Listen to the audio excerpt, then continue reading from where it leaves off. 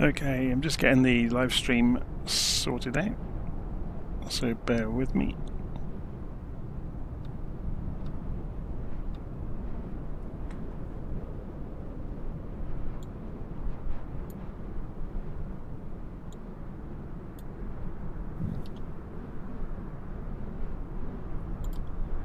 Okay,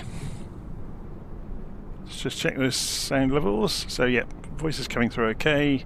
Simulator seems to be okay.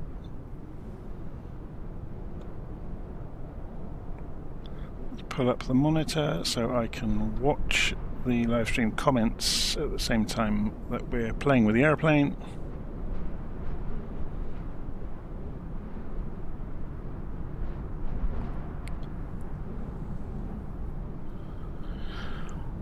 Okay, so the main part, or the main reason for doing this today, is we are going to work through configuring and flying the Airbus without using the Simbrief integration, because not everybody likes Simbrief, and I think it's interesting to see what you have to do around the various systems if you're not using that integration. Okay, so let's go and jump inside the airplane. If I press the right key, that is. And we'll work our way around getting things configured. So first things first then, if we go and look at the tablet, we are not going to pull from Simbrief. We're going to go and program things by hand, which means we'll have a little bit more legwork to do in terms of looking information up, but it should be good. So we'll go overhead and we'll turn the batteries on. And we do have external power available, so we'll switch it on. And we put strobe to auto, we put nav and logos to. This is all standard stuff so far, so master switch for the APU goes to on, start the APU, crew oxygen supply comes on the emergency exit lights, no smoking sign to auto, all of the ADIRS systems go to nav, and then down into the cockpit and wait for things to boot up. So while we're waiting for that, we don't need to do the display brightnesses, they're already bright by default in the A320 version 2 from Inibuilds. So yeah, let's go over to the tablet. So we are not going to be pulling the information, so we're going to look at the payload page of the tablet, and we're going to go and look at our Simbrief data. So this is the operational flight plan from Simbrief, but we're not going to press the magic button. We're going to go and look things up ourselves. So we've got the actual, in its original format here, and we've got the summary page here on the Simbrief website for our dispatch. So what do we need to fill in? We need number of passengers. So we want 143 passengers. So we can click in here and type in 143. Okay. Then we want the amount of cargo in kilograms. So 3568. Okay. Now we want the amount of fuel in kilograms. So this is the block fuel, 4319 kilograms. And then we can apply that load. Now we can do it instantly, or we can wait up to 40 minutes. No, thank you. We'll just do it instantly. So we've got our load into the aeroplane, okay? So the next thing we need to do, actually we don't need to do it just yet, is go to the takeoff calculator. We'll do that in a little bit.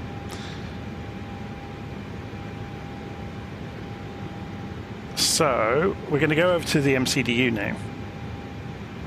And you can see it's saying align IRS. We can clear that message out for the moment.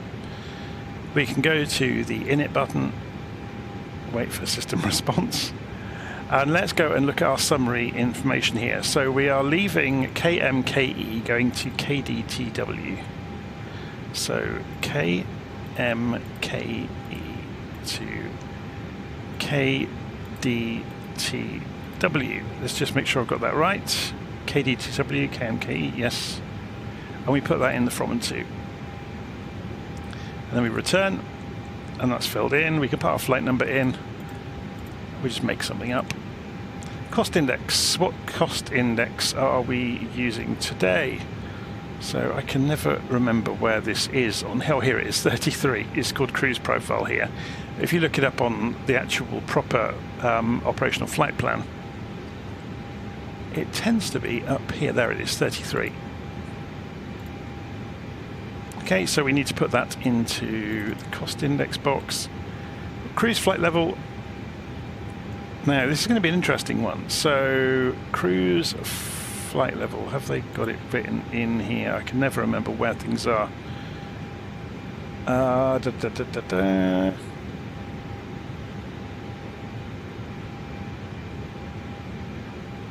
Route distance, cruise profile, 29,000 feet, so 290.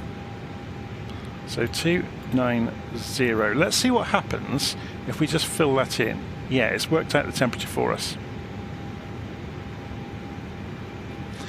So just looking at the live stream comments here. So Yusuf is saying, I'm currently in a period of fateful tests, so I cannot plan a trip. John Glubney says, decent storms just north of Milwaukee. Yeah, it's going to be good fun then, isn't it? Although we're departing to the south. So, okay, so if we go and look at the wind, there's nothing in here at the moment. So if we wanted to, I may cheat a little bit with this because it will take ages to transfer the information. If we wanted to, we could go in here and get the weather. So yeah, you've got the estimated times there, the weights, flight log. Where's the weather? They usually give you, oh, here we go, winds, altitude. So obviously it's going to take ages to keel them in, so we could do a wind request and go fetch it, and it will do it. We go sideways, and we want the 0 fuel weight and the center of gravity. So if I press Control 5, is it? Yep. Comes back in here. So we want the 0 fuel weight is 58.2 tons. Okay. So then go back into the MCDU. So 58.2 slash, and the center of gravity was, there's a 0 fuel weight, 29.3. Okay, so Alt 2 again, and so we put in 58.2, so 29.3, and drop that in there, and we can put in our block fuel.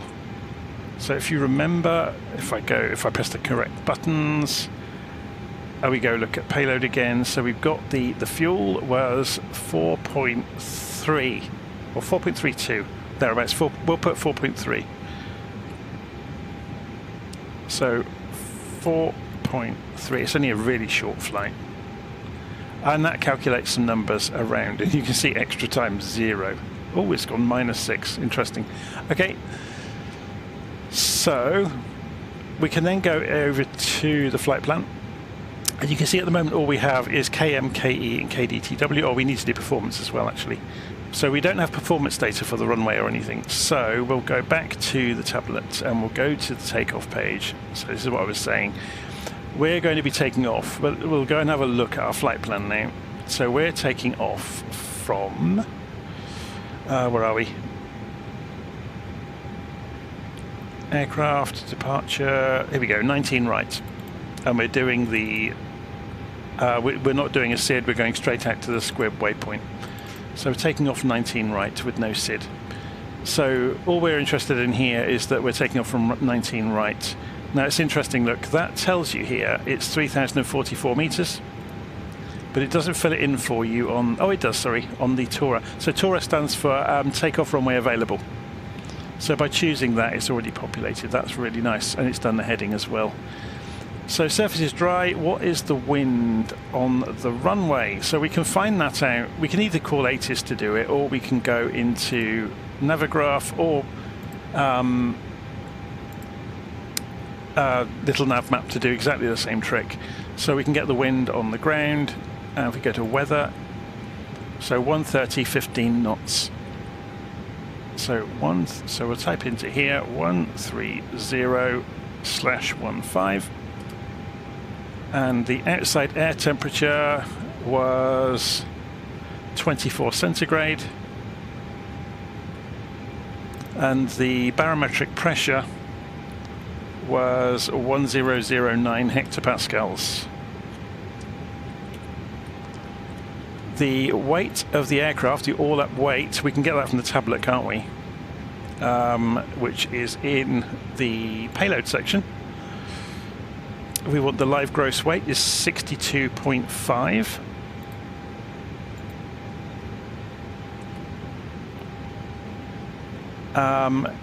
Flaps 1, so we can calculate. And that gives us our numbers. So we've got the flex temperature, the V speeds, a maximum takeoff weight, and so on and so forth, and the trim for the systems. Okay, so Control 5, come back over here. So we want to do the V speeds. So we'll go Control 5, and we can go 145, 145, 148. So 145, 145, 148. Then we can put in flaps. So we want 1 slash, was it 0.2 up? So 1 slash 0.2 up. Flex temp was 58. I remembered that bit. And we've got a nav accuracy upgrade that's just happened, so we can clear that message out. Clear that message out. I don't think we need to do a shift there, so we can go next phase. Next phase, next phase. So the next thing we'd have to do is put in the destination details. We'll do that while we're en route, just to give ourselves something to do. Okay, so now we want to put in the departure. So we haven't actually got a departure, remember. We are going to go straight out to Squib and then straight into the star. So we'll do the star first then, because seeing as we have a star. So we're going into Detroit, runway 22 left. The Rickety 2, that's a great name, isn't it? Rickety. The Rickety 2 arrival into ILS, runway 22 left. So ILS 22 left, and we want Rickety 2. It's quite a number of arrivals here. There it is. And are we doing a transition? Yeah, the Duda transition. And insert that. Okay, so now we've got leaving Milwaukee. And then we've got no flight planning until we get to the Duda. So that's there, look, on the map. So we need just to put Squib in place. So we can type in the scratch pad, type S Q U I, is it double B?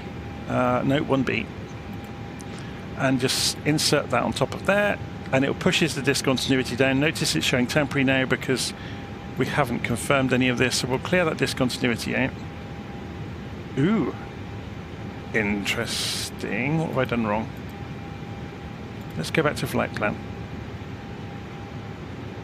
If we insert that, oh, okay, I see what it's doing. So we should be able to just clear this out now. There we go.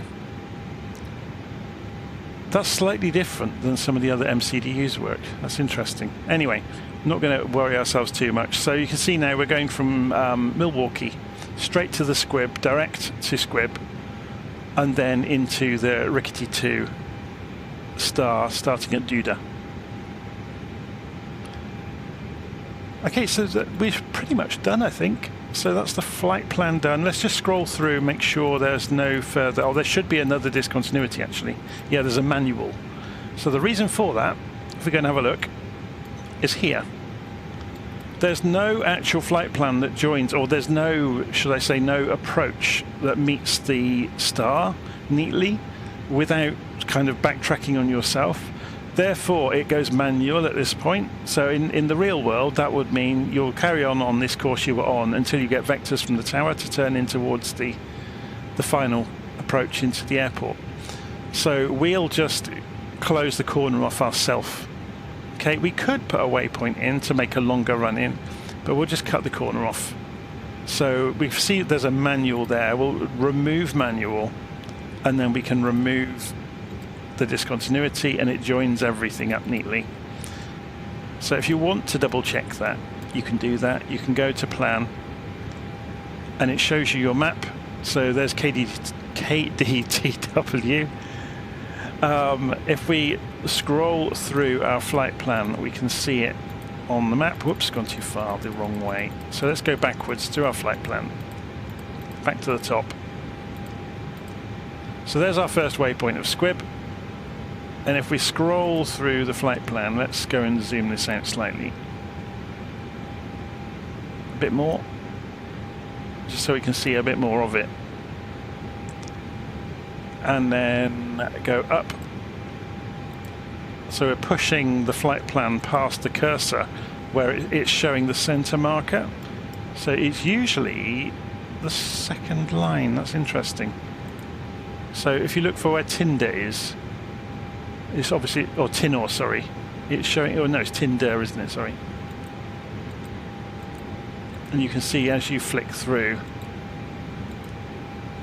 it moves the center point. So you can just check your route to make sure you haven't got any egregious mistakes in it. So we'll put this on 20-mile range for the moment.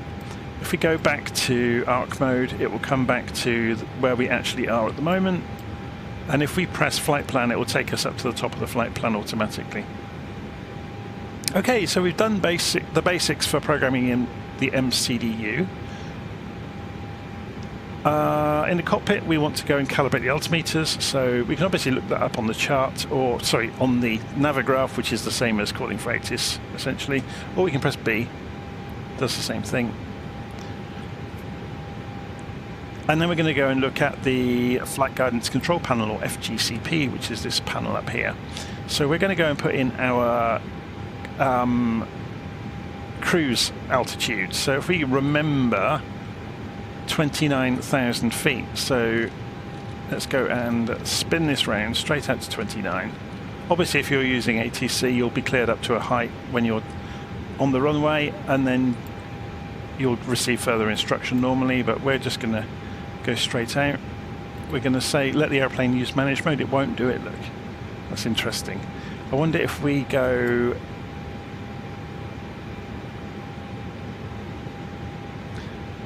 I'm not going to get too tied up in why that wouldn't switch on automatically. I saw this the other day actually with this version of the aeroplane. So let's go and look at the runway. So we're taking it off 19 right, which is 191 degrees. So I've gone the wrong way around the compass, haven't I? Oh, an idiot. 191 degrees. So we can set that, but then we're still going to go managed mode, and it won't do it just yet. That's fine. I'm just trying to think what we need to do. So flight directors are on. That's all configured. Okay, so we're going to get ready to start getting the airplane ready to go now. So overhead, seatbelt signs go on, which are here. Oh, we can put them on auto actually, it will still do the same thing. The electric section, external power can come off now because the APU is obviously up and running. We can release the parking brake and do pushback. So whereabouts are we? And which way do we need to be going? Let's go and refer to the map of the airfield. If we show the aeroplane on the map, there we are, we're up the top, and we want to go to 19 right. So we'll push back and to our left. So should we have a play with doing this in the aeroplane? So if we go to ground, we can toggle the GPU to get rid of it, toggle the chocks to remove them, and we can push back, remove the parking brake, and go left. And while that's happening, we can, actually we're going to wait. Rather than overload myself with too many things to do, we're going to wait. Because we're going to start the engines, but there's a number of things we need to do things correctly.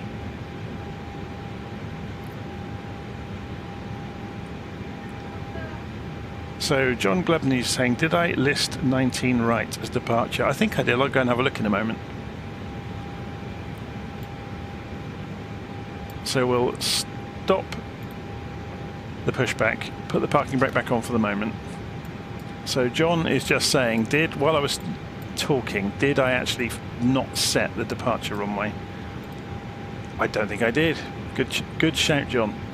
19 right. But we don't have a SID, that's fine, and we can insert that. And if we have a look, that goes straight to squib. Okay, so that would explain why, yeah, we got managed mode now.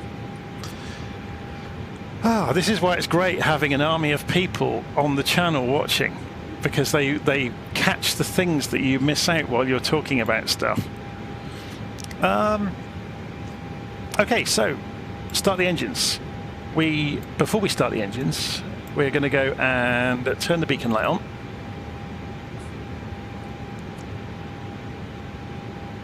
And turn the fuel pumps on, so I'll go overhead to do that.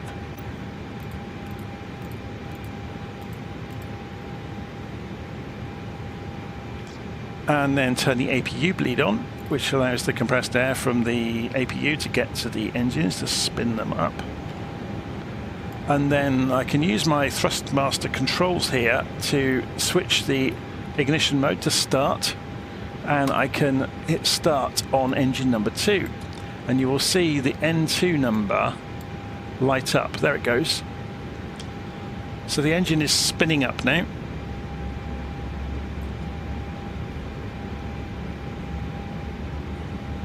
It'll get to about 60%, I think it is, before it's finished its start sequence. So once it gets to about 30, you'll see the fuel kick in, then the exhaust gas temperature will rise, and the N1 will pick up. So N2 is the axle through the gas turbine. N1 is the turbofan.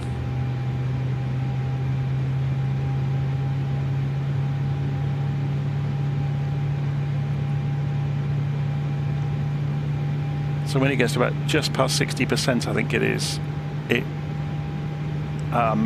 regards that as the ignition has finished, or the start has finished, I should say. Notice various systems are coming on as more power is available around the airplane to do things. Okay, so we've gone past 60%, so now we can go for engine number 1. So again, you'll see the N2 number will light up, signifying that the start is happening. There's a few bits and pieces we can go and do. So predictive wind shear is off, so if we lift this out of the way, we can move that to system number 1. We've got TCAS on standby. Normally you do this when you get to the runway, but we can at least go and put it to auto, for example, and TA maybe. APU bleed is still showing us on, which is correct, because we are using it to fire the engine up. Whoa! Rendering took a bit of a hit then.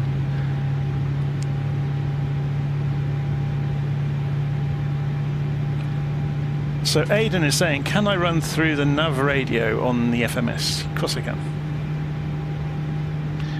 And Rachel's asking, are you going to fly the ATR soon? Yeah, I really should. I haven't been in it for ages.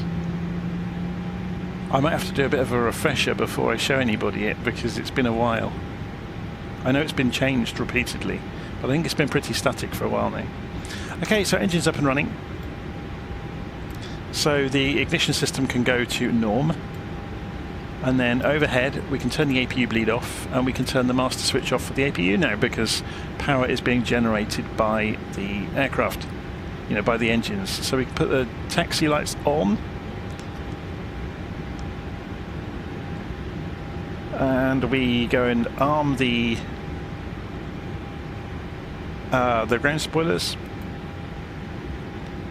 We could put the flaps to takeoff position, and you can see them travelling on the display here.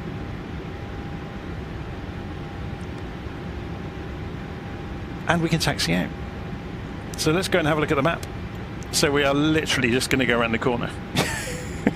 Straight along, and then turn right. So off the parking brake, ease the throttles forwards, head tracking on,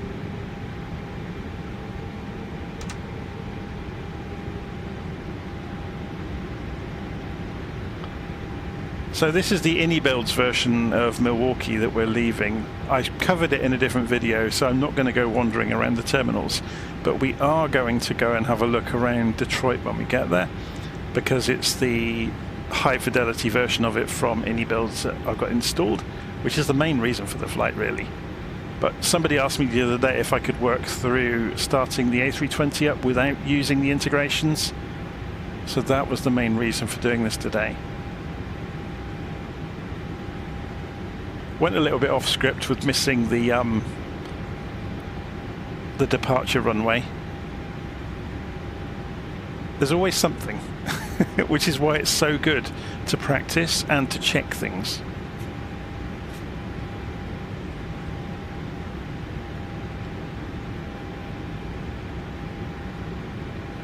Okay, so we'll just roll up onto the piano keys.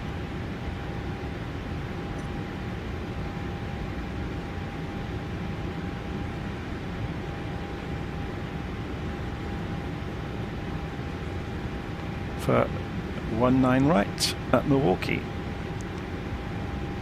Okay, bring the airplane to a stop. Parking brake on briefly. I'm going to turn head tracking off to do this. So landing lights go to on. Nose light goes to take off. And strobe goes to on. The auto will still do it, but it's fine. We'll put the seatbelt signs to on as well, just to make sure. Okay, so we're essentially ready to go.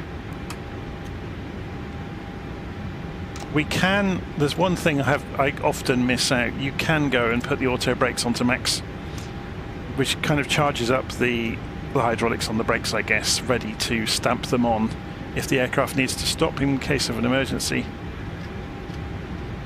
So throttles all the way forwards.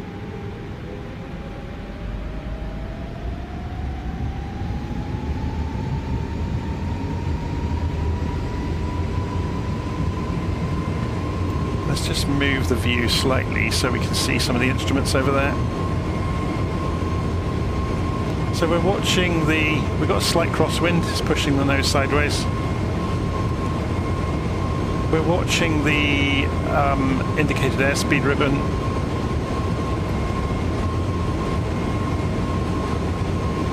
And rotate.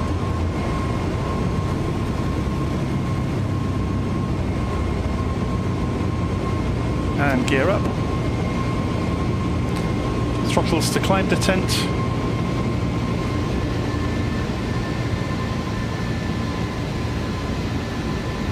And if we go autopilot, the airplane will take over. So we are just looking for the airplane to accelerate now to lift the flaps. So let it get stable.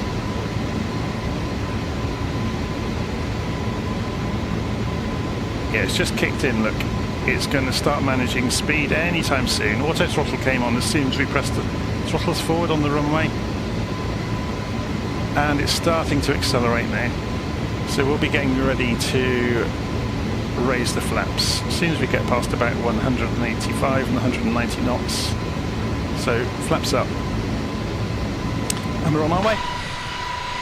So let's go and have a look at the aeroplane. So in the cockpit we can go and turn the nose lights to off. We keep the landing lights on until 10,000 feet.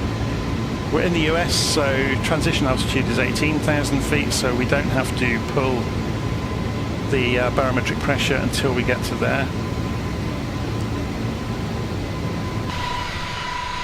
So because we're making such a tight turn, we actually get to see the airport.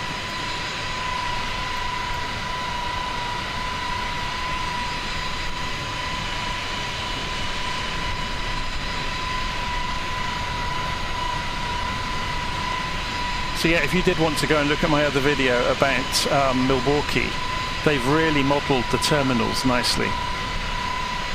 So yeah, I see what you mean about the storm clouds. It's going to be interesting. Obviously we'll be above it fairly quickly. So just coming up through 6,000 feet very soon. So let's increase the range now on the navigation display. Does this have working weather radar now? Should we have a look? Oh, we need to go and put the... Oh, we're going to switch TCAS to on now, and TARA as well.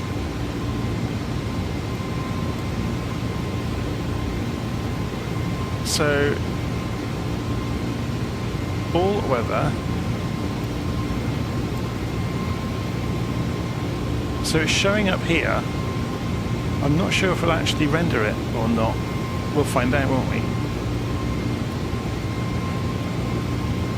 Yeah, is that scenery or weather that's rendering there?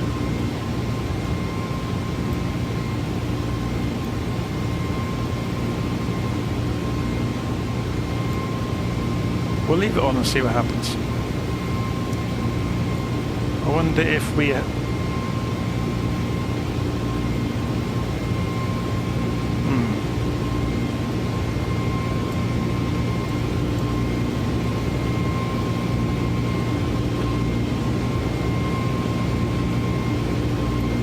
Oh, someone just said it sounds great. Oh yeah, I've left the volume on maximum, that's why.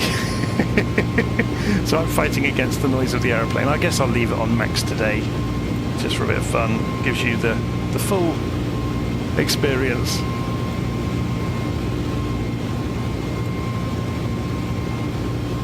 So we've configured this now. There's no harm now in coming in here and pulling this. Oh, it's already got it from Simbrief, look.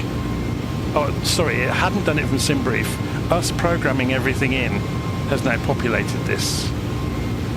So the reason for doing that is so we can get the OFP, obviously, so we can look through it on here if we want to. But I was just keen on showing you programming everything up by hand and doing the takeoff calculators. So we don't need the ground spoilers armed anymore. We've gone through 10,000 feet now, so the landing lights can come off. So we're now just waiting for 18,000 feet to pull the standard barometric pressure.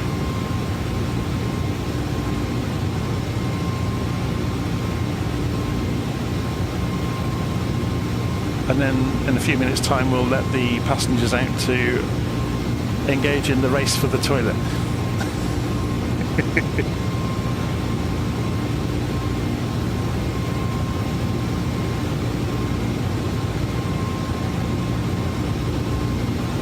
What are we doing in terms of estimates for time? So we're estimating 2051 at KDTW. We're at 2016 now, so about 40 minutes. Not too long at all.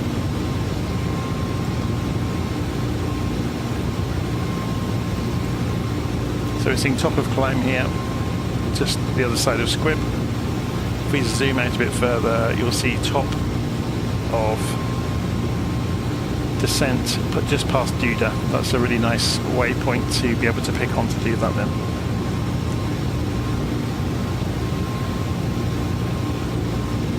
So let's have a look at the map for those that are interested. So we obviously took off and we're on our way straight towards Squib. Obviously it doesn't match the straight line route here on the map. And then we fly it across towards Detroit.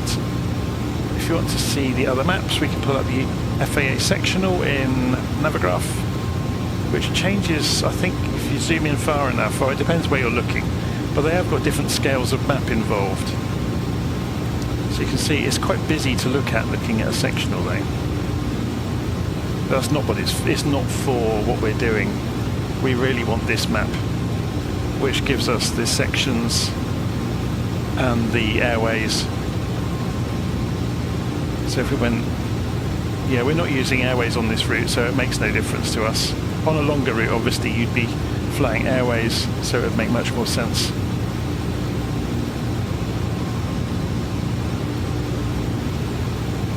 Okay, just to show that in LittleNavMap as well, so pretty much the same deal. LittleNavMap has extras in that it can show you your altitude plot, and which is really good for the restrictions to visualize them on the way in, so the constraints. So for altitude through the various waypoints.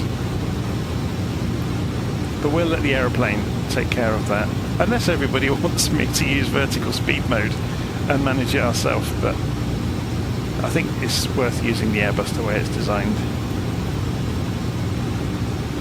So we've gone through 18,000 feet. You can see it's flashing here, telling us it's a bit of a reminder to say go to standard now. Does that do it on both sides? No, it doesn't. Okay, so we need to pull that on both sides.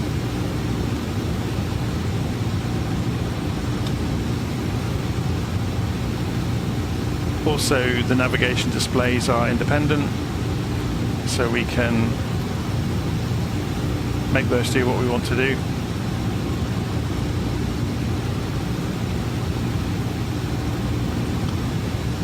Just looking at the live stream, can see Ryan saying he's thinking of getting the Inibuilds A300. I very nearly did this flight this evening in the A300. It was just because somebody had asked me a couple of days ago if I might do this and work up, you know, using the tablet and the apps without Simbrief. That's the only thing that stopped me, really. But I really love the Inibuilds A300. It's probably one of my favourite big jets in the sim. Probably second only to Just Flight's BAE 146. I wonder how long it'll be until the Avro comes out. If you don't know, the BAE 146 had a it's not really an upgrade. There was a subsequent version of the aircraft, a massively upgraded version with partially a glass cockpit called the Avro 100, and Just Flight have been working on it for a long time now. But it is coming, apparently.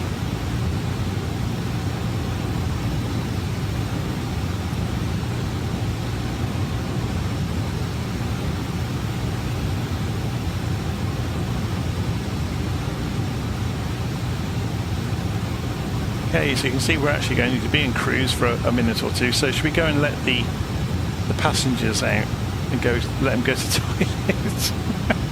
So seatbelt signs to off. Give them 5 minutes to go and relieve themselves. The stewardesses can run down the cabin, or stewards, the cabin crew, I think is the proper term, can run down the cabin giving out freebies.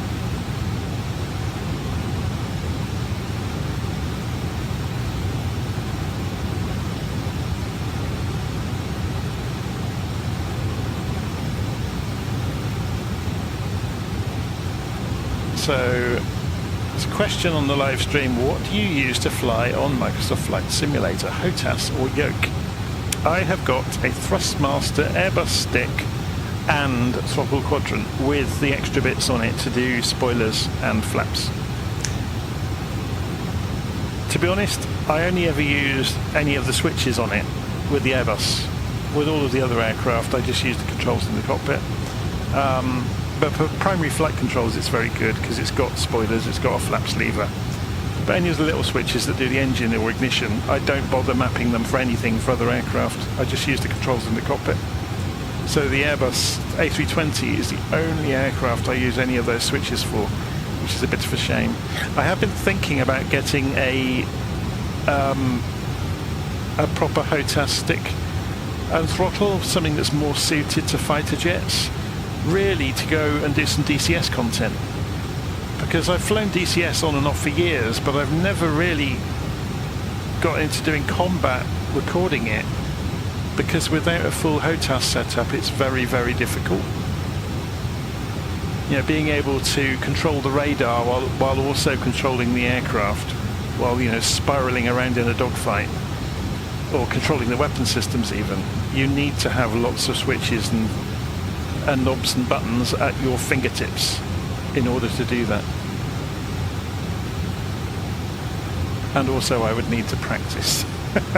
You've no doubt realised that quite often I will get into an aeroplane in the simulator to do a live stream, and I've not been in it for weeks sometimes.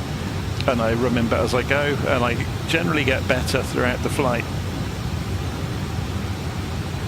It's funny because I spent maybe a year and a half flying the Boeing 737 in various guises, both in FSX or no, 2 years even. So FSX originally, and then the Zibo mod in X-Plane 11, and then when Flight Sim came out, obviously eventually the PMDG version arrived in Flight Sim. But yeah, I used to know the 737 backwards, but I don't think I've sat in it now for 6 months.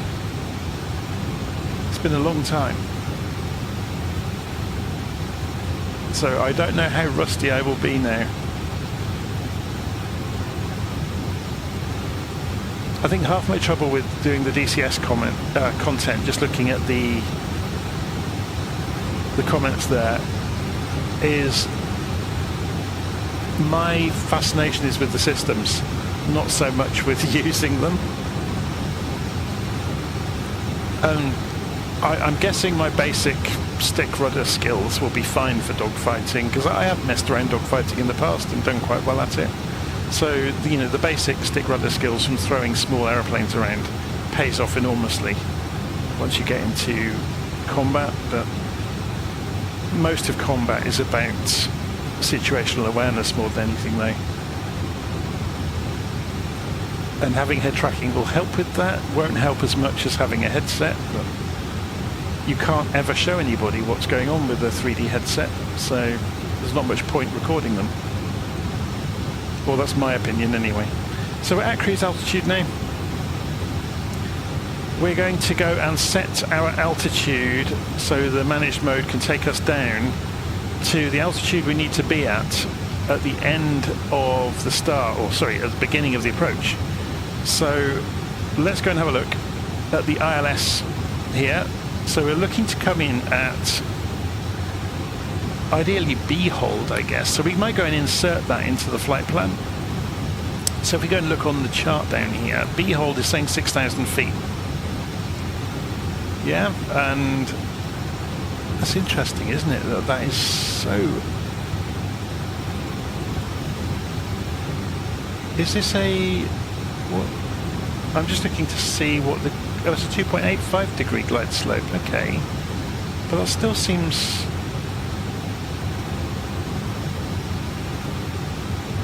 3.3, 3.3, 4.2. Okay, so these are further apart than they look. So this is not your traditional 8-mile feather drawn on here. Interesting. This is 17.4, look. 14, 10.8. That makes more sense. Okay. So, but we know that if we insert B hold in and we want to be at 6,000 feet for it, we can figure that out. Okay, so let's go and see where that goes in our plan here. So Rouge should be in here. If we scroll down, there's Rouge, and we got Valley before it.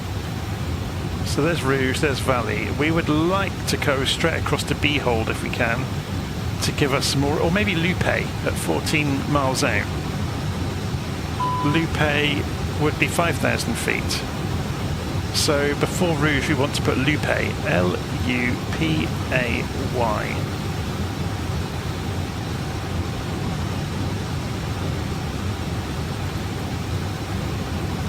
So we've got Lupe, discontinuity, and then Rouge. So we'll clear out the discontinuity at... It's doing that again, isn't it? We insert this first, and then clear that.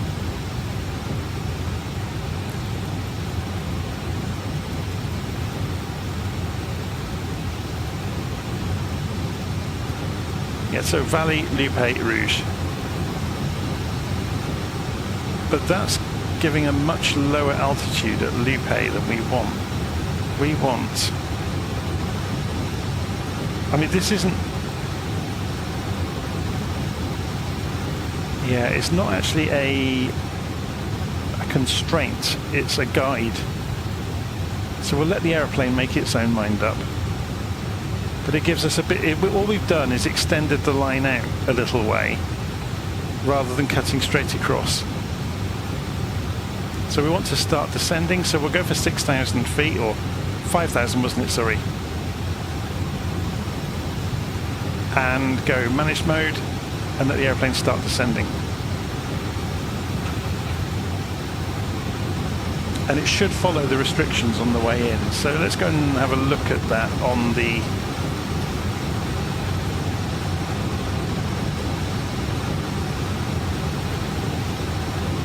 chart here. So when we come into Tinder, we need to be between flight level 230, so 23,000 feet, and 21,000 feet at Tinder. So the airplane's descending. We can press the constraint button, and that will show us, hopefully. It might not show us if there's not enough room. There we go. So it can show the targets where you're trying to get in between. So we want to be 22,000 feet through Tinder.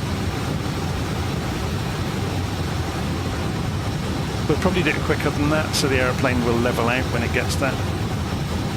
And just hold at the altitude. The beep you heard a little while ago was just informing us that the fuel tanks are transferring. So Rachel's also asking, could I fly the 747 again? Of course I could. It's more a case of finding time at the moment, because everybody asks for different things. It's like the other day I asked about interesting places to go land, and somebody sent me a lovely message that they're originally from the Andes. So they were asking, could I go and do a flight landing at one of the airports? Either I'll have to find out where they're actually from, because although they said the Andes, that could be Ecuador, could be Colombia, could be Chile. It's a huge mountain range.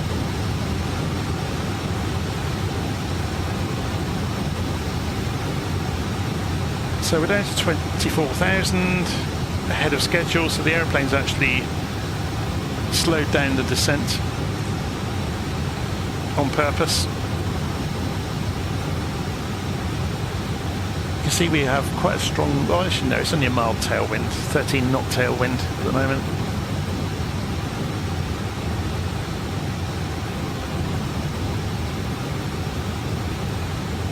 So Rachel's asking, am I going to do an auto landing or a manual? Oh, I'll do a manual. If there's no reason not to, I will invariably use manual. Because auto land, if you don't practice, you lose a skill, don't you? So I tend to always land manually if I can. Even if the conditions are horrible, you know, down to like a mile range of visibility, I will still attempt manual. I will only ever go auto land as a very last resort.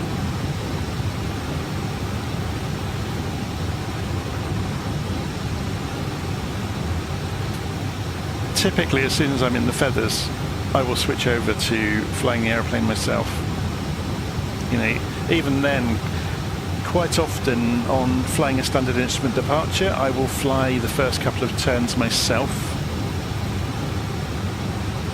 just for the practice.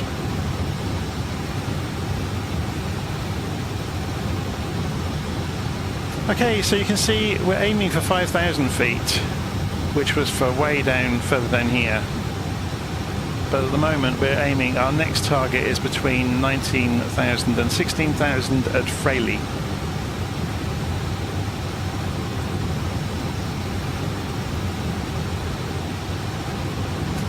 It's not worth having the weather radar on, is it? There's no weather for it to pick up, so we may as well just go and turn it off.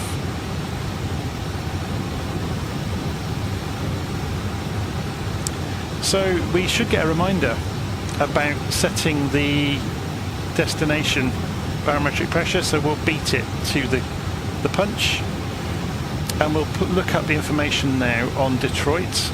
It's here, isn't it? So information, open airports, weather at Detroit. So then we come back into the performance page, isn't it? Next. So we want destination QNH, which is 1013, which is pretty much standard barometric pressure. Temperature on the ground is 23 centigrade. Wind is 176 knots.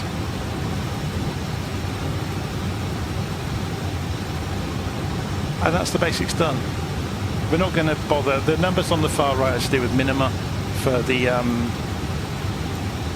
altimeter. We're not going to worry with that because I'm going to fly in manually anyway.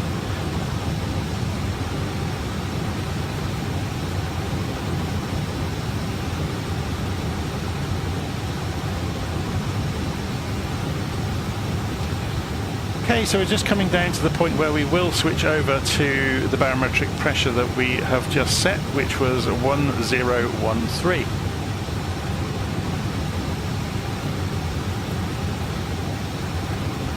So we push the barometric pressure knob forwards when we come through 18,000 feet, and then dial in 1013 hectopascals. Same thing as millibars, if you're wondering.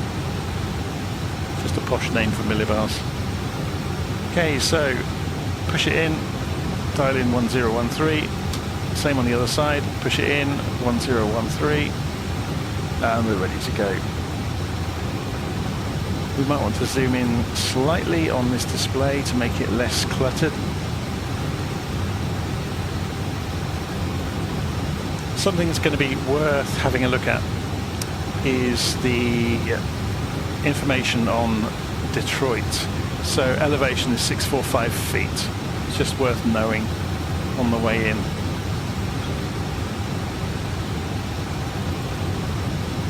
So at the moment we're in the middle of the standard terminal arrival route, the Rickety 2 as it's called,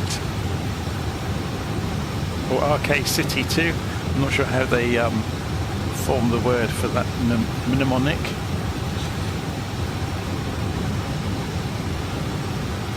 So let's just keep an eye on the aeroplane. The green dot here is the target descent path. So it's on it at the moment. So we're aiming for 12,000 feet through the next couple of waypoints. Then down to between 10 and 8,000 at Dreamy.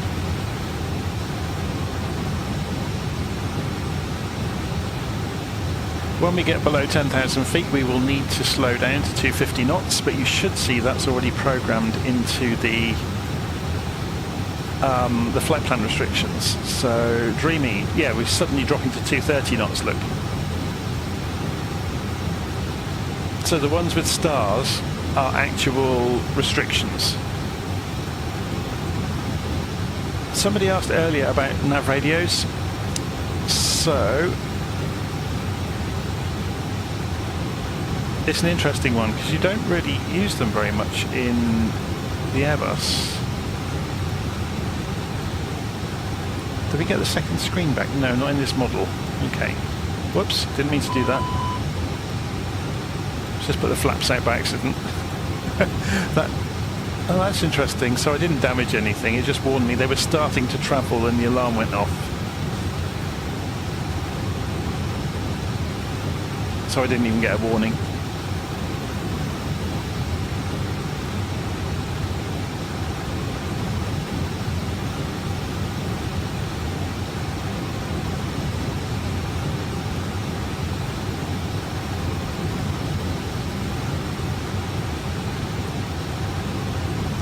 Yeah, that's an interesting one. I hadn't thought about that. I've not looked at it in this version of the Airbus previously, about tuning in the different frequencies. Obviously you can tune them in for the Nav Radio 1, Nav Radio 2.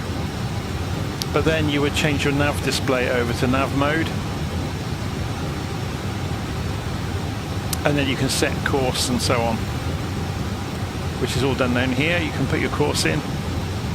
So it's a bit kind of difficult to read that the top half is for radio navigation, the bottom half is for ILS, and then obviously the bottom line is for ADF. So it's interesting that even though, yeah, we've got a very modern airliner here, it still has ADF radios.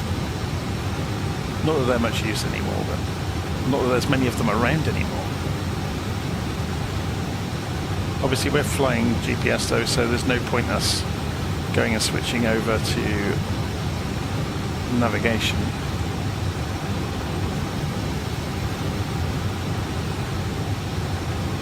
But yeah, if you go to radio mode, the easiest way to deal with it normally is just to go to heading mode as well and just follow the headings that you want to be flying.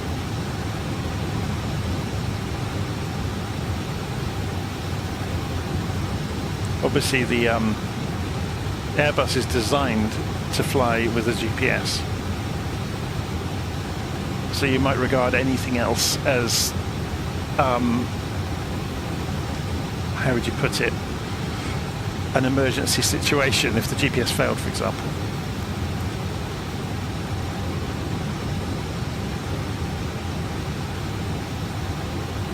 So we're already down to 260 knots automatically. Just coming through here at 12,000 feet, so we're on the money, which you can see by the green dot. So if you're flying this manually without the autopilot, you can chase the green dot to get the anticipated profile that the aeroplane has calculated.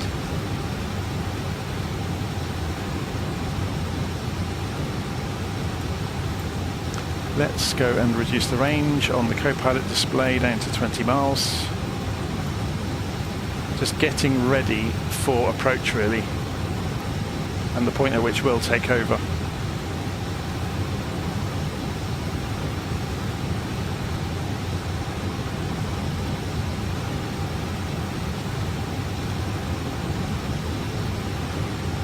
I think generally once you get onto finals with an A320, you're looking for about 140 knots. If you let the computer fly it itself, it'll come in a bit closer to the minima, but normally you're looking at 140 knots and you'll be fine. Obviously it depends what the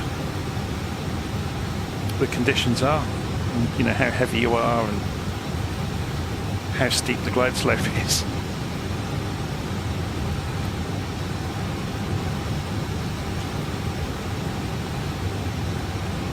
It's very flat around here, isn't it?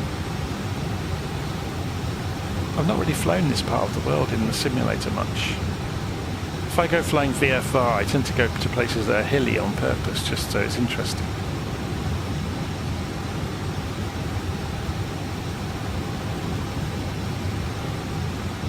So you can see we are drifting a little bit above, but that may be because the aeroplane's, yeah, although it's on idle. I'm just wary of watching if the aeroplane is falling away from, because of the wind maybe. We've still got a tailwind, but it's not much of a tailwind. But it's struggling to get back down to the profile where it should be. The green dot's not in the middle, and it's consistently not in the middle. So you can always help it in that situation of using the spoilers, but I don't want to just yet. We're not in a really bad situation. It's not off, you know, wildly off.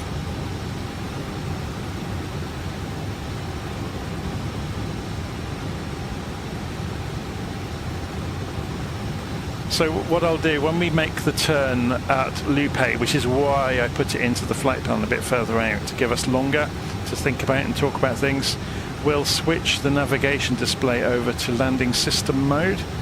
As soon as you pick up, so when we programmed in the runway we were landing on, it automatically configured the radios to tune the ILS in for 11030. So if we go and look at the chart, you'll see why. So we've got, for some reason we've got, oh, it's the different categories. Okay, that's fine. So 1107 is ILS 216 degrees. But they're saying 1103. Oh, we can have a problem here.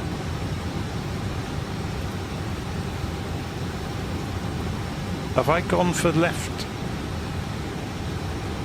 So this is, I'm just going to double check things. This is why it's good to check things. It may be this has changed and we're ahead of the chart. We'll find out in a moment. So that's 22 left. If I got 22 right programmed in, let's go and double check inside the aeroplane. Oh, hello, Sim's frozen. It's not appearing. Let's give it a moment.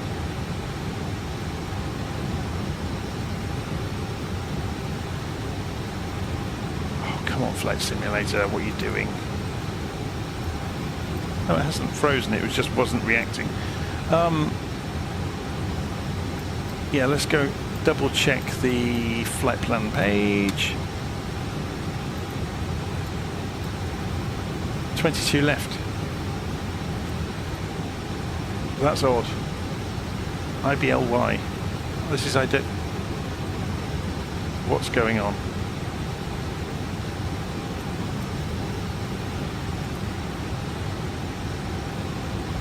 So this is saying 110.7. Let's see if we pick it up or not. So that's saying 110.3.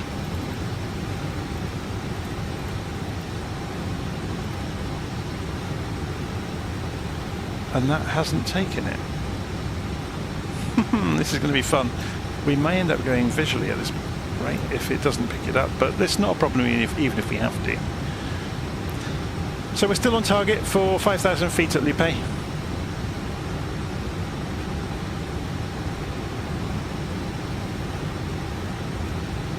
We seem to have, I've got this study version of this airport. I wonder if there's a discrepancy between it and the charts. It's very odd.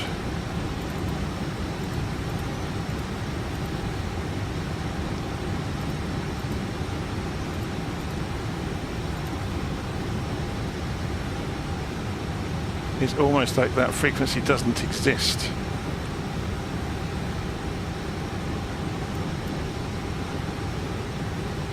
So we're going to cut across here. This has a new tool, doesn't it? I'm not sure how it works. I think we have to show this on its own. So if we just click this, yeah, here we go. We can draw on these now. So we're going to come across here and then turn for Lupe. But the point we make that turn, we will go to landing system and see if it does come up. Okay, so we're making the turn towards Lupe. Let's go and reduce this down to 20-mile range. So aircraft's descending for 5,000 feet now.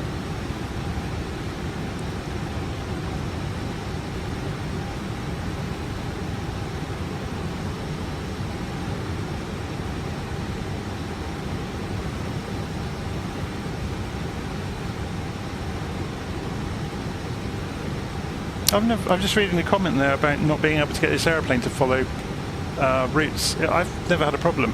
You often have to solve discontinuities, but that's going to be the same across all of the big jets, depending on your route, wherever you go. The more accurate the aircraft, the more you have to do to it. The less, it can do things for itself. Typically. I did see there's a huge test going on at the moment with Airbus, with further automation on the flight deck. I don't know if anybody's been reading those news stories. It's a fascinating story unfolding.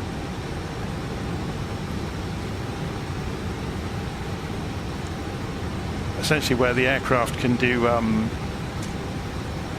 go-arounds and go to alternate runways. It can in an in-flight emergency, it can depart the flight plan and find somewhere to land and communicate with the ground. So we might think it's clever having beyond ATC. There are Airbuses, or there is a test program at Airbus with an airplane that's doing it, where the aircraft can call ATC and talk to ATC. In terms of, say, the crew is incapacitated. It's an absolutely fascinating story.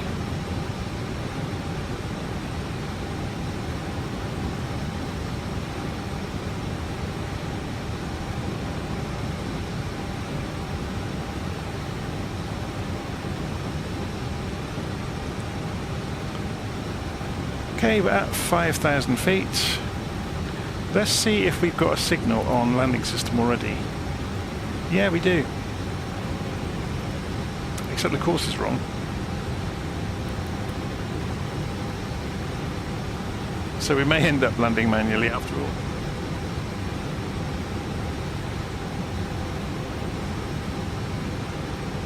Which is why we practice manual landings.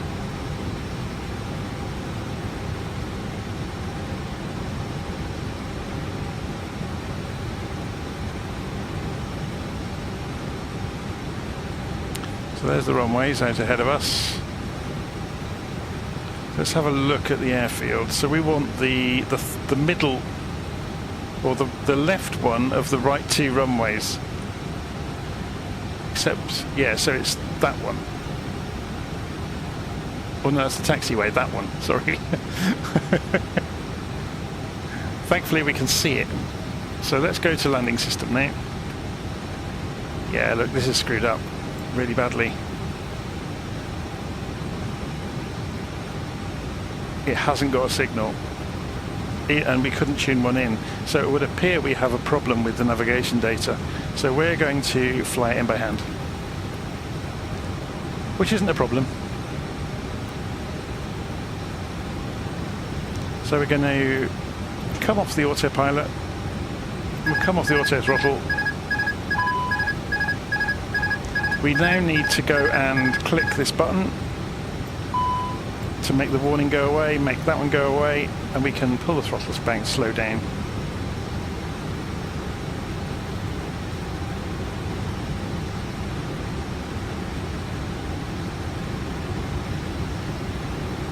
So we do have the distance, which gives us a huge helping hand. So we know we want to be about 2,500 feet. Remember, we're 300 feet above the ground now, or thereabouts, was it? So we want to be about 2,800 feet at 8 miles out. And 1,400 feet at 4 miles out. So we're high at the moment. So we're going to put the spoilers out.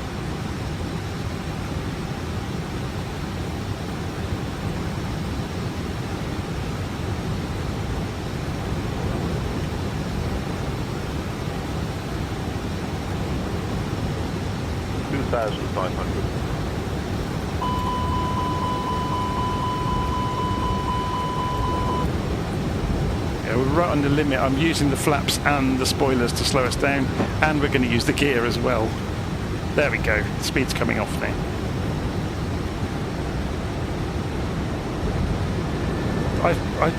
I would say the cockpit view in this is very odd.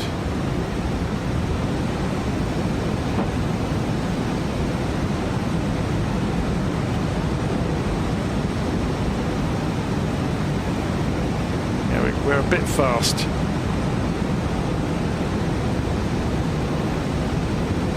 But we'll lose some of that speed on the way in.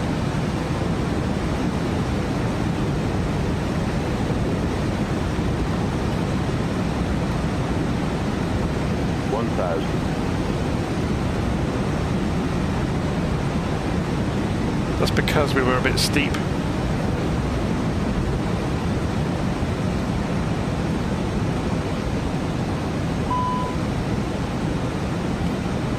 Help if it didn't keep stuttering. 400. We are way too fast. 300. The speed is coming off. 200.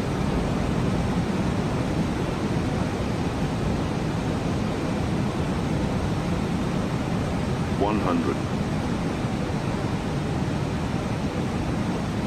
50, 40, 30, 20, 10, 5. Yeah, look, we've just ballooned slightly.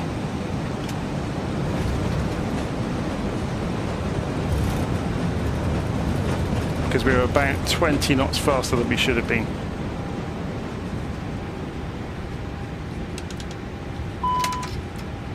Take the reversers back off. And we'll take the high-speed exit.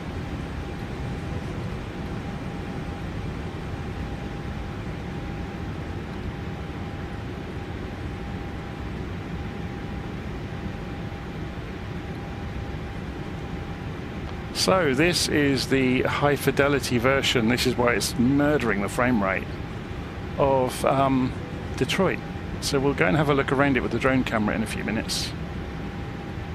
I've deliberately not got any ground traffic in the way, so it won't cause any further stutters. So let's go and put ourselves on any parking space we like. We need to turn the landing lights off. Put the taxi light on for our very short taxi in.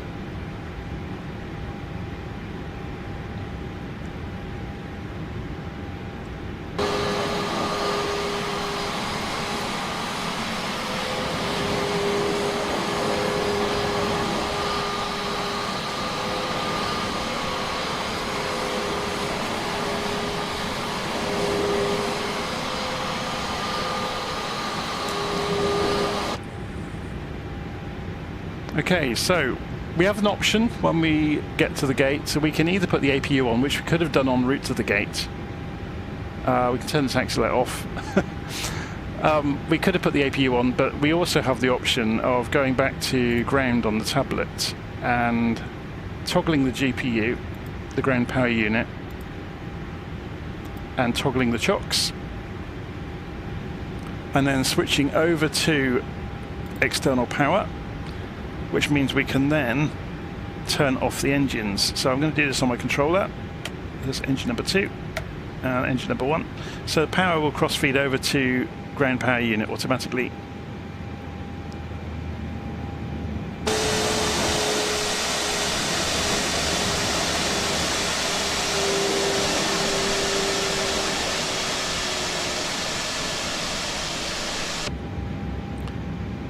And we can just whiz around the aeroplane and do what we need to do to shut things down. So let's go and have a look overhead. Go and turn the fuel pumps off.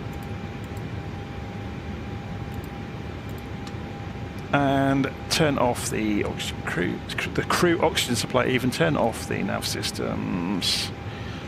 We don't need to deal with the APU at all because we're using the external power. So we can just turn lights off basically. So beacon off now. Strobe can come off, nav lights can come off, the emergency lights can go back to off. So yeah, we're pretty much good to go. And obviously if you want to turn the aeroplane completely off now, we can just go and turn it off at the batteries. And we're cold and dark. The tablet still works, obviously, so you can play games with, obviously, if you do things in the right order. We didn't ever let the passengers get up, did we? So, oh, we have turned the seatbelt. Oh, we never turned the seatbelt sign back on for descent. That was a bit naughty. So let's have a go with the jetway. Is it going to work? Oh, if it stops juddering badly, yeah, it's going. It's connecting. So while that's happening, let's go to the drone camera.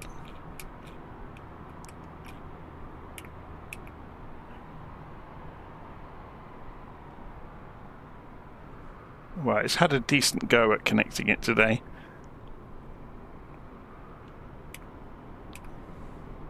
So this is the Inibuilds ridiculously high fidelity version of Detroit, and I hope I'm not seeing what I think I'm seeing. Have they modelled the entire interior of this? They have, haven't they? Oh my word. So let's fly down it. Well, let's go down, look around the outside first, because I've not seen this version of Detroit yet. This is new to me too.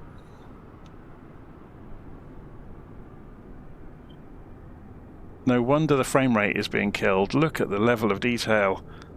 This is insane.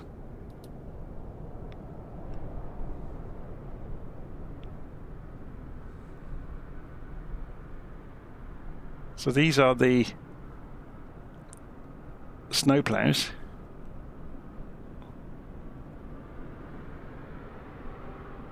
Let's go and have a look over at this terminal. So have they all got interiors? Oh my word, they have, haven't they? We'll go and have a look inside in a moment.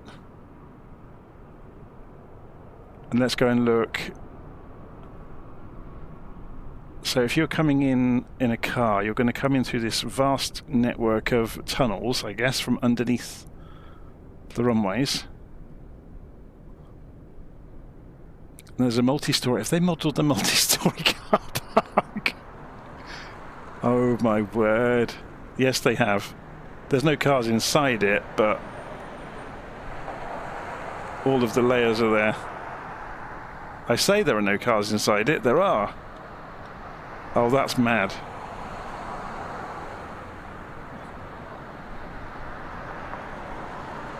So, have they also done the signage? Yes, they have.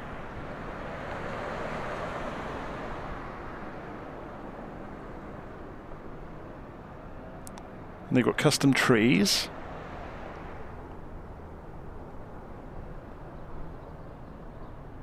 I've seen some mad things in the sim, but this is pretty much near to taking the cake, I guess. So we've got international check-in.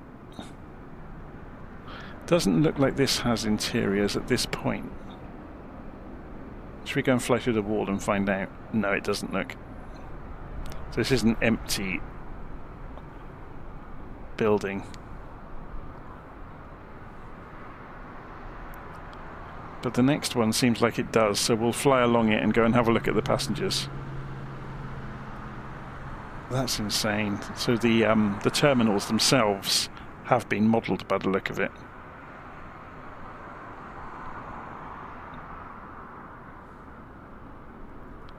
Are we ready?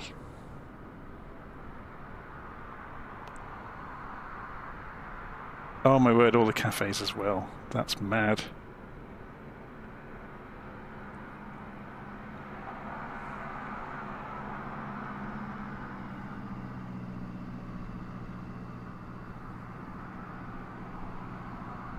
I've never seen an airport go this far over the top.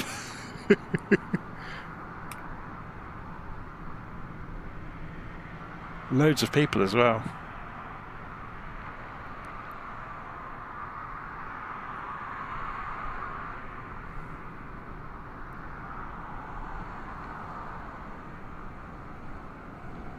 I think you'd probably need a 4090 GPU though to make the most of this.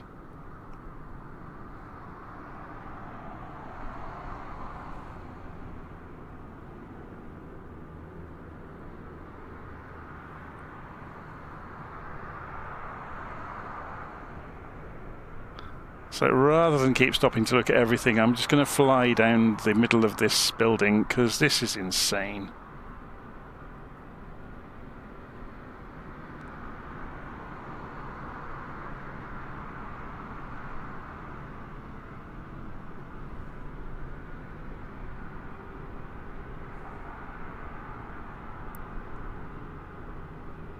This is only one of the buildings.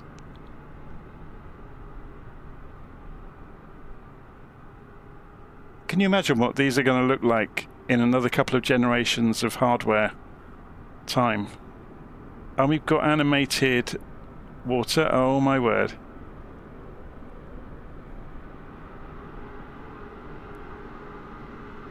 I think I've seen it all now.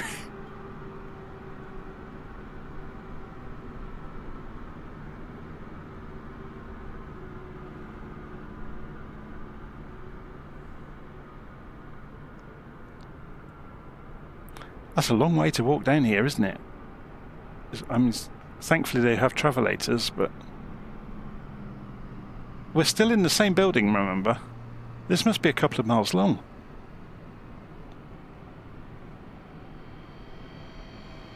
Should we go and have a look over the top of the... So yeah, that's all modelled up here as well.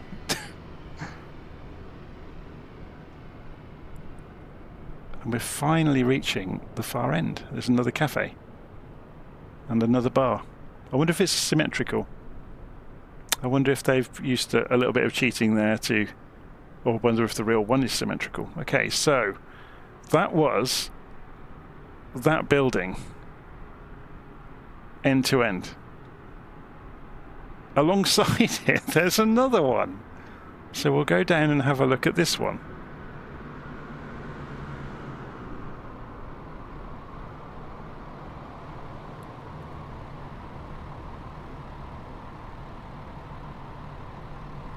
And here we go again.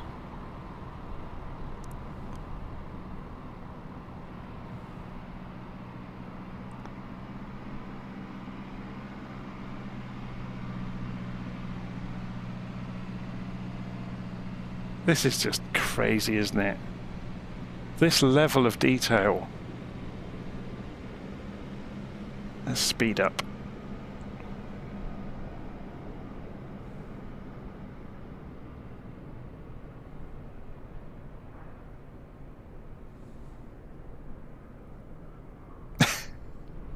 absolutely crazy.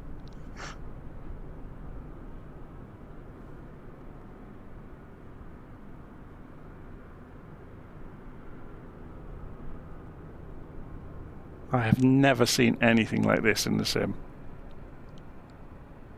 Super impressed, but also kind of shaking my head in disbelief. Let's go out through the wall then. So that's the passenger end of the airport. Let's go and speed ourselves up. There's our aeroplane settled on its own down on the ground. Let's go and have a look at the other end. So has this all been modelled as well? I've got a horrible feeling we're going to be saying yes in a moment.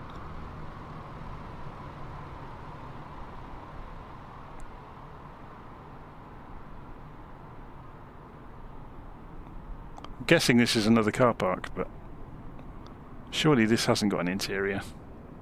Oh, it has. Okay, this wins the prize for the most overly developed airport I've ever seen in the sim. So this is departures, isn't it? Oh my word.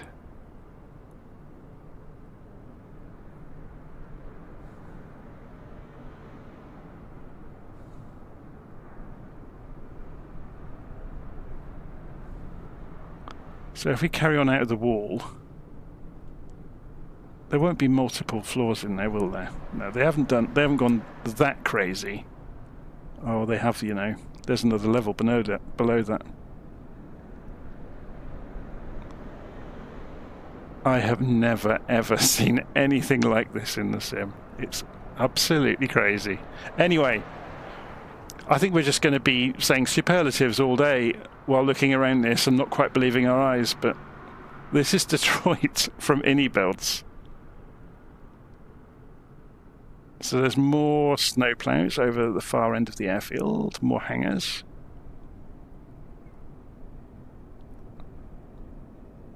And there's some great big hangars with aeroplanes in. Should we go and be nosy and have a look in them? So what's going on inside them? So we've got a CRJ parked up next to is that a Dreamliner? Looks like it, doesn't it? Or an approximation of one. Several CRJs. It's a Delta hangar. But yeah, look, all of the road furniture and features on the way into the airport as well.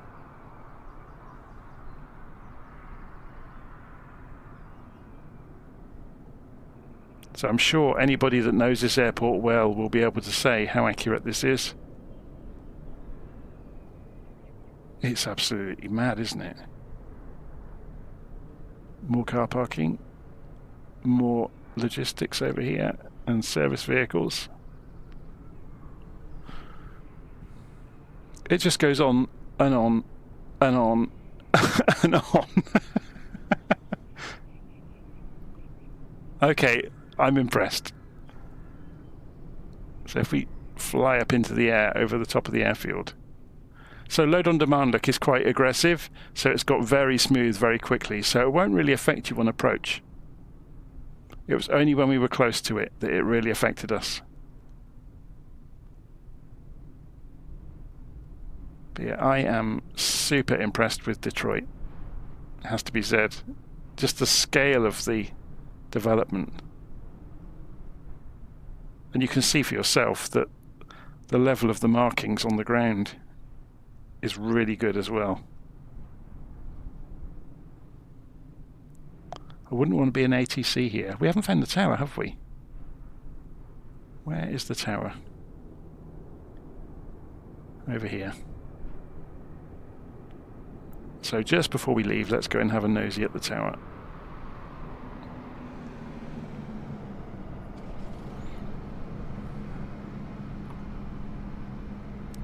Just trying to slow the camera down before we go inside.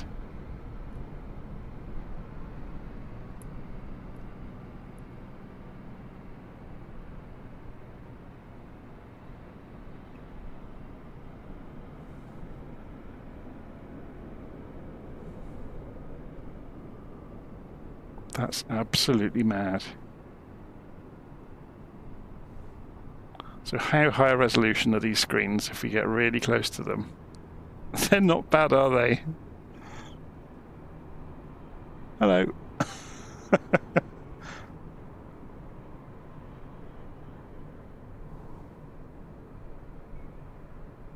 See, she's got the proper radar screen here. And so is he. Oh, and so is she. But yeah, I am super impressed with this. Everything about it is so good. I'm going to be making excuses now to go and fly in and out of Detroit just to come and visit this scenery, I think. Wow, I think is the only words you can use when you can control your Xbox controller, maybe. So let's go and zoom away into the air above the airfield as we say goodbye to Detroit. And I end the live stream.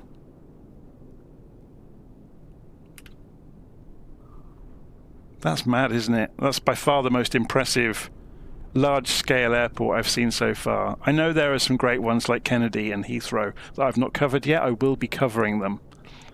But of the big ones I've looked at so far, certainly from Inibuilds, this has been the most impressive so far. And I know we're going to get comments from people saying, what's the point when, you know, you're not even going to look at it when you're in the airplane? But then you could say that about why do they put wires on the inside of the landing gear bays and things like that. So anyway, someone's just mentioned looking at this at night. Let's go and advance the time and have a look and see what happens. Wow. It's what happens.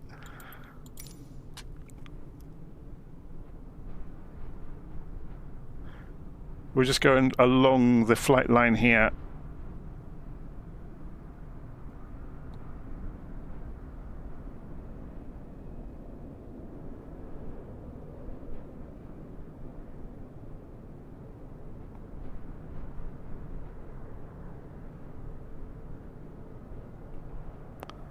So let's go back down to the main passenger terminals. I was planning on stopping the live stream, but this just keeps on giving some extras, doesn't it? There's a few glitches here and there, but nothing too onerous.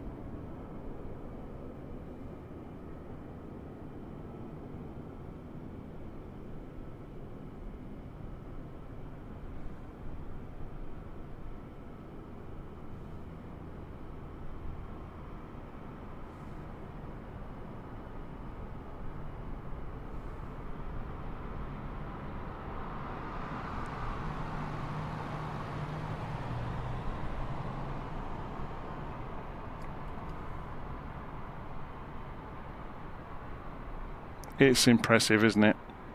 No matter which way you look at it, it's very, very good. Okay, I really am going to wrap it up here. So that was Detroit from Inibuilds. Super, super impressed. And obviously we did the flight in the A320 to show some more manual configuration of the aeroplane. So hopefully you enjoyed that. Hopefully it was useful to you.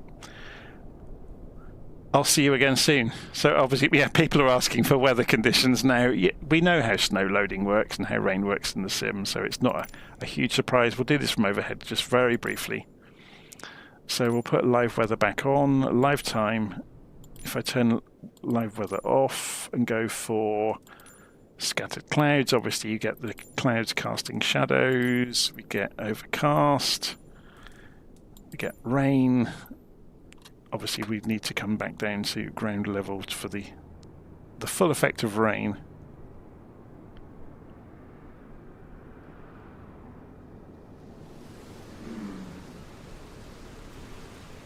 Oops. Just put the drone camera through the floor.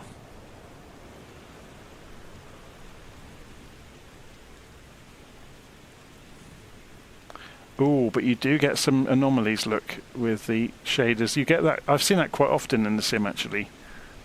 Now the rain is building up on the floor. Look, we're getting the reflections. Yeah, there's odd bits here and there, look, where it doesn't quite work. Otherwise, it's very good.